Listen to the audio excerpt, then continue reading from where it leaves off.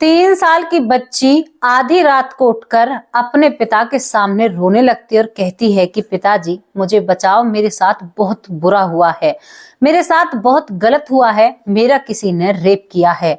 जब ये बात पिता सुनता है तो वो अपने सर को पकड़कर बैठ जाता है, क्योंकि दोस्तों उस लड़की के माता पिता बहुत ज्यादा परेशान होते हैं और वो इस सोच में है कि जब से उनकी बेटी पैदा हुई है आज तक उनकी आंखों से ओझल नहीं हुई है, तो ये सब कुछ उनकी बेटी के साथ कब घटित हुआ, इसी बारे में वो माता पिता सोचते रहते हैं और काफी परेशान रहते हैं। अपनी बेटी को गोद में उठाए चुप करने की कोशिश करते हैं। आखिर 3 साल की बच्ची के साथ ऐसा कोई कैसे कर सकता है? अगर उसके साथ ऐसा हुआ है तो वो लड़की बीमार क्यों नहीं है, उसकी तबीयत खराब क्यों नहीं है? ये कहानी क्या होती है दोस्तों, और ये किस्सा क्या होता है, ये सारी बातें आप लोगों को हम वीडियो में आगे बताएंगे। तो बिल्कुल भी वीडियो को बंद मत करना, बने रहिए वीडियो में हमारे साथ लास्ट तक। तो चलिए कहानी की तरफ चलते हैं। कहानी की शुरुआत होती है हैदराबाद के चिलुकुरम गांव से, जहां पर एक संध्या नाम की लड़की का जन्म हुआ है। दोस्तों संध्या एक ऐसे घर में पैदा हुई है जहां पर बड़ी ही दुआओं से और बड़े ही हर जगह उनके माँ बाप ने माथा टेका है, और एक पल के लिए उसके माँ बाप से डॉक्टरों ने ये तक कह दिया था संध्या की जो माँ होती है कि तुम कभी भी माँ नहीं बन सकती। लेकिन ऊपर वाले का चमत्कार होता है दोस्तों, और संध्या की जो माँ होती है वो गर्भवती हो जाती है। जब संध्या की माँ गर्भवती हो जाती है तो वो उन्हीं डॉक्टरों के पास जाती है और उनसे कहती है कि आप लोगों ने तो कहा था कि मैं कभी माँ नहीं बन सकती, देखो मैं माँ बन गई हूँ और 7 महीने की मैं गर्भवती हूँ। जब इस चीज को डॉक्टर साहब देखते हैं तो अपनी कुर्सी को छोड़कर खड़े हो जाते हैं और ताली बजाने लगते हैं कि ये सच में ही ऊपर वाले का चमत्कार है, वरना हमारी मेडिकल साइंस में तो ऐसा हो ही नहीं सकता, आप गर्भवती कैसे हो गई हैं। तो यहाँ पर संध्या की माँ कहती है कि देखो मैं आप लोगों के ही सामने हूँ, और वो डॉक्टरों का मुंह बंद करते हुए कहती है कि ऊपर वाले पर हमेशा भरोसा रखना चाहिए। दोस्तों जो संध्या की माँ होती है वो भोलेनाथ को बहुत मानती है और उनकी बहुत पूजा करती है। अब संध्या कि माँ जो होती है वो अपने घर आ जाती है, और घर आते हुए दोस्तों वो अपनी जिंदगी को जी रही थी अपने पति के साथ, और रोजमर्रा के काम होते हैं, जिंदगी आगे चलने लगती है। धीरे धीरे संध्या की माँ को 9 महीने बीत जाते हैं और संध्या की माँ संध्या को जन्म देती है।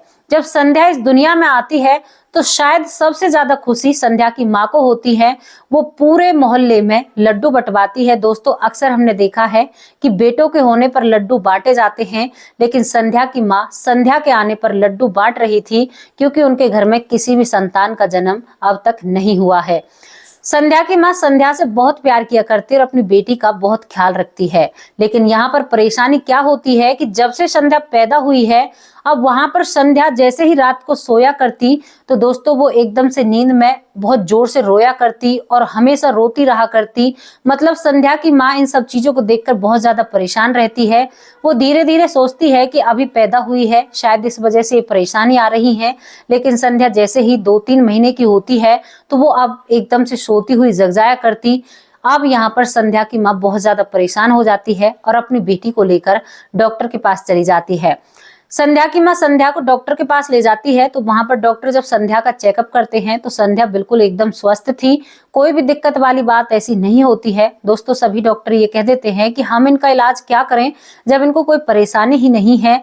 अब बच्चे रोते हैं तो ये तो एक नेचुरल प्रॉब्लम है, इसमें आपको ऐसी क्या दिक्कत आ रही है। लेकिन संध्या की माँ मन ही मन बहुत चिंतित होती है।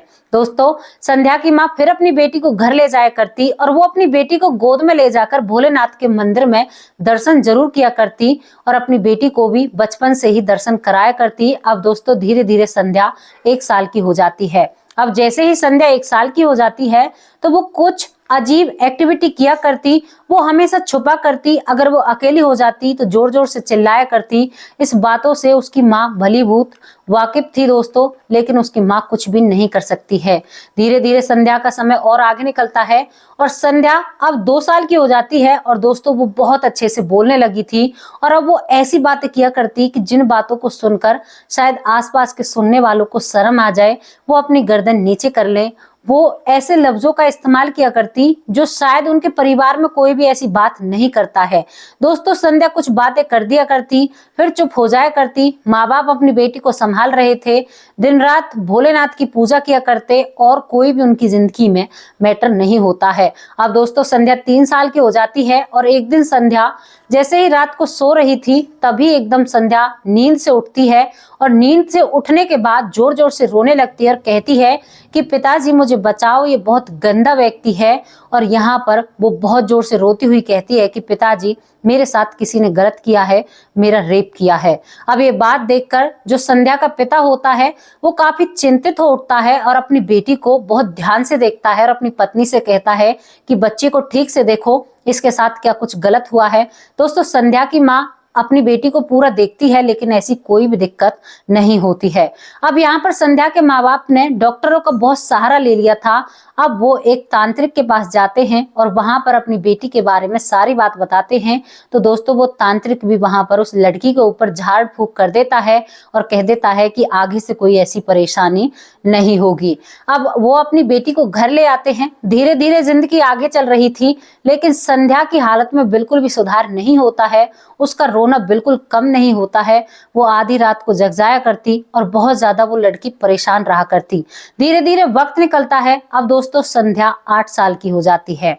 8 साल तक संध्या यही सब कुछ चल रहा था। अब संध्या एक दिन महादेव के मंदिर में जाती है और वहां पर बैठकर महादेव से कुछ सवाल जवाब करने लगती है। कहती है कि भोलेनाथ आपके भक्त मेरी माँ है, मेरे पिता हैं, लेकिन मैं क्या करूं, मैं उम्र से जल्दी बड़ी हो रही हूं और मुझे बहुत सारी बातों का ऐसा ज्ञान है जो मुझे ज्ञान नहीं होना चाहिए था।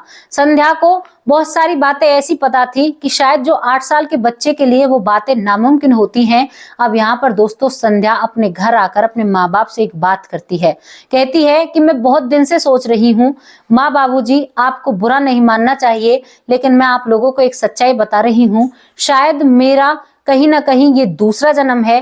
क्योंकि दोस्तों संध्या अपने माँ बाप से कहती है कि माँ बाबूजी मेरा रेप हुआ है, मेरे साथ गलत हुआ है और करने वाला एक व्यक्ति है जिसकी फोटो मैंने अखबार में देखी थी। दोस्तों ये बात सुनकर घर वाले हैरान हो जाते हैं। तभी कहते हैं कि तुमने कौन से अखबार में फोटो दी थी। तो दोस्तों एक जाने माने बिजनेसमैन की फोटो उस दिन अखबार में आई थी और वो बिजनेसमैन होता है हैदराबाद का विक्रम। विक्रम बहुत बड़ी कंपनी का मालिक होता है दोस्तों और उसकी फोटो आज अखबार में छपी हुई थी। किसी मामले के तहत वो फोटो संध्या के हाथ लग जाती है और संध्या को सारी बातें बिल्कुल हूबहू याद आ जाती हैं। संध्या कहती है उस फोटो को देखकर कि माँ बाबूजी ये व्यक्ति वही है जिसने मेरे साथ गलत किया है और पिछले जन्म में मेरा जो नाम होता है वो प्रियंका होता है और मैं इस कंपनी मालिक की कंपनी में नौकरी किया करती और इसने मेरे साथ बहुत गलत किया है और गलत करने के बाद इस व्यक्ति ने मुझे अपने ही घर के आंगन में गाड़ रखा है। ये बात जब माँ बाप सुनते हैं तो उनके रोए खड़े हो जाते हैं और माँ की आंखों से आंसू आ जाते हैं। जब बेटी ऐसी बातें बता रही थी तो माँ भावुक हो जाती है और बहुत जोर जोर से रोने लगती है। एक पल के लिए माँ बाप को विश्वास नहीं होता लेकिन दोस्तों बचपन से वो अपनी बेटी को देख रहे थे तो इस बात पर विश्वास करना भी बहुत जरूरी होता है। अब यहाँ पर संध्या के जो माँ बाप होते हैं वो संध्या को लेकर हैदराबाद वहीं पर पहुंच जाते हैं जहां पर वो कंपनी का मालिक रहता है। दोस्तों पहले संध्या अपने माँ बाप को लेकर उस इलाके के पुलिस स्टेशन में जाती है, पुलिस चौकी में, और वहां पर सारी बात पुलिस वालों के सामने रखती है।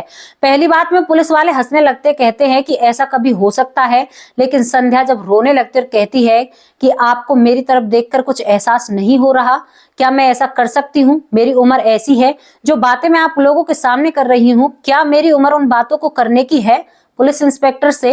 और वो कुछ इंग्लिश में भी शब्द बोलती है पुलिस वालों से।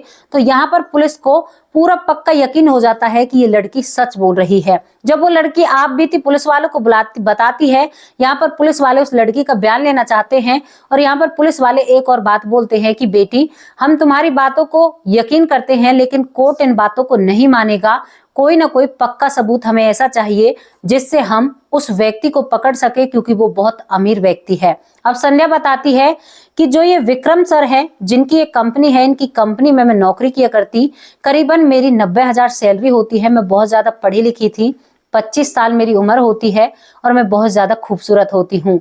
विक्रम की नजर मेरे ऊपर होती है और मैं इस बात को बिल्कुल भी मानने के लिए तैयार नहीं थी। अमीर होगा, अपने घर का होगा, लेकिन मुझे वो बिल्कुल भी पसंद नहीं होते हैं। बस इस बात की चिढ़ में विक्रम सर मुझे ना ही तो नौकरी से निकाला करते, कंपनी से, और वो हमेशा मेरे ऊपर दबाव बनाए रखते। मेरे घर की परेशानियां कुछ ऐसी थी कि मैं उस नौकरी को छोड़ नहीं सकती, क्योंकि अगर मैं नौकरी को छोड़ूं तो मेरे परिवार की परवरिश नहीं हो सकती, मेरी शादी भी नहीं हुई होती है। अब एक दिन मुझे, यहाँ पर वो पुलिस वालों को बताती है कि एक दिन मुझे जबरदस्ती विक्रम सर अपने घर ले जाते हैं। अगर मैं उनके घर नहीं जाती तो मेरी नौकरी छूट जाती। जब मैं उनके घर जाती हूँ तो विक्रम सर वहां पर शराब का सेवन करने लगते हैं और वो बहुत ज्यादा शराब पी लेते हैं। उसके बाद वो मेरे साथ बदतमीजी करने लगते हैं। जब मैं उन चीजों का विरोध करती हूँ तो वो मेरी गला दबाकर मुझे मार देते हैं। पहले वो मेरे साथ गलत करते हैं और उसके बाद मेरी गलत दबाकर मुझे इस दुनिया से ऊपर भेज देते हैं। उसके बाद भी उसने अपने ही आंगन में एक गड्ढा खोदा, जहां पर उसका गार्डन है, एक बहुत बड़ा गार्डन है।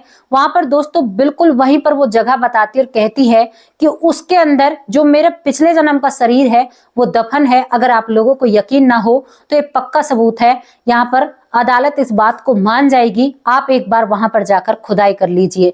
बस क्या था, पुलिस वाले इस बात पर यकीन करते हैं और दोस्तों वहां से अरेस्ट वारंट लेकर निकलते हैं, क्योंकि बहुत बड़े व्यक्ति के सामने खड़ा होना था।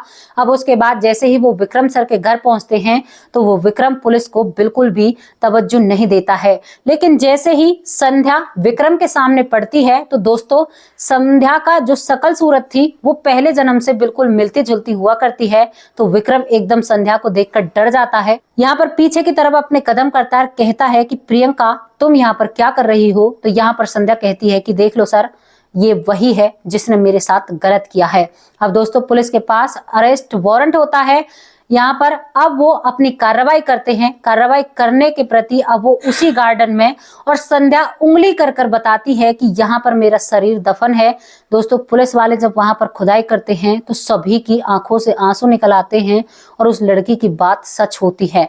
एक 8 साल की बच्ची अपने पुराने बीते हुए जन्म का बदला लेती है। जब प्रियंका की डेड बॉडी को उस खड्डे से निकाला जाता है और दोस्तों उसका डीएनए टेस्ट किया जाता है, प्रियंका अपने पिछले बीते परिवार को भी बताती है। यहाँ पर प्रियंका का पिता जीवित होता है जो पहले जन्म का होता है, उसका डीएनए टेस्ट किया जाता है तो वो सच में ही प्रियंका की डेड बॉडी थी जो वो 8 साल की लड़की बताती है। दोस्तों इसके बाद ये बातें जब कोर्ट में जाती हैं तो जज साहब भी बहुत ज्यादा हैरान हो जाते हैं कि क्या ऐसा हो सकता है। ये खबर जब चारों तरफ आती है तो सभी लोग एकदम हैरान और परेशान हो जाते हैं कि ऐसा हो सकता है। दोस्तों यहाँ पर यह घटना पुनर्जन्म की थी, जहां पर एक लड़की ने दोबारा जन्म लिया और एक ऐसी माँ की कोख से जन्म लिया जिस माँ के लिए डॉक्टरों ने भी ये बोल दिया था कि आप कभी भी माँ नहीं बन सकती। ये कहानी काफी आप लोगों को सोच में पाड़ सकती है। कितने लोग यकीन करते हैं पुनर्जन्म पर, आप हमें कमेंट बॉक्स में अपनी राय भी दे सकते हैं, और कितने लोगों को इस बात पर यकीन नहीं है वो भी अपनी राय रख सकते हैं। हालांकि दोस्तों हमें तो इस कहानी को देखकर और इसकी घटनाओं को देखकर और जो हमने सबूत देखे हैं, हम तो कहते हैं कि पुनर्जन्म होते हैं। तो कैसे लगे आप लोगों को स्टोरी, आप अपनी राय कमेंट बॉक्स में रख सकते हैं।